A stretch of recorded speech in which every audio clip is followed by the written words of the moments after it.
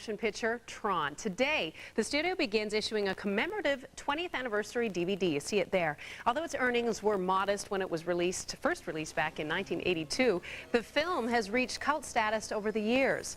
Tron redefined storytelling in the computer age in three ways. First, it was the first major motion picture to use computer-generated imagery, or CGI, at a point where it barely existed. Second, it was also the first movie to have a video game tie-in. Now, most importantly, it's an ideological film for the PC age about technology being harnessed by the masses for a common good.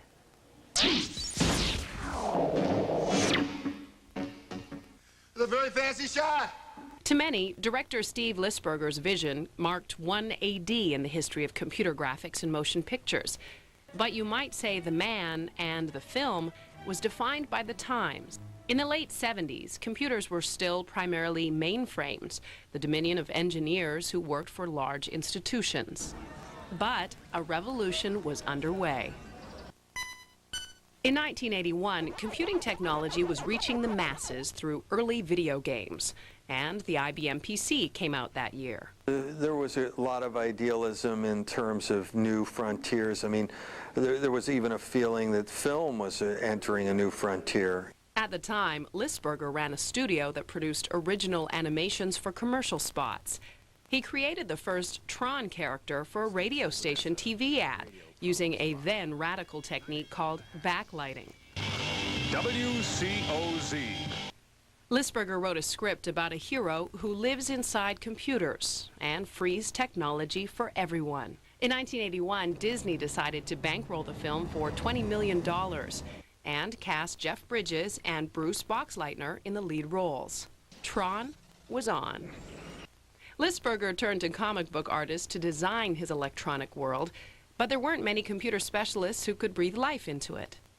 Magi Synthavision and III were among the few firms experimenting in 3D computer modeling and animation. Both used refrigerator-sized supercomputers like the Cray XMP. Today, that processing power fits easily on an average desktop. Lisberger used those limitations to his advantage by keeping things like light cycles and solar sails stylized, building them out of simple polygons. Animating the objects was also primitive. Tron has 30 minutes worth of computer animation that was rendered at the rate of 10 minutes per frame. That's about 9,000 hours of processing time. Today, an Xbox can produce better graphics on the fly. It was the limitations of Tron that, inspired the artists to overcome those limitations. And when they did that, I think they created art, and that endures. The companies behind Tron soon failed, but Tron still has a legacy. Magi never matured, and III broke up, but Ed Catmull and Alvy Ray Smith went on to found Pixar. There's even talk of a sequel, Tron 2.0. Lisberger says at least the effects will be easier. At the time, it was impossible to do, just about impossible to do it, and now, 4 screwballs in a garage could make this movie for $200,000. We are talking at Disney about trying to bring Tron back, and one of my theories is that maybe we should consider the 4 screwballs in a garage. At least now the technology is in the hands of the people.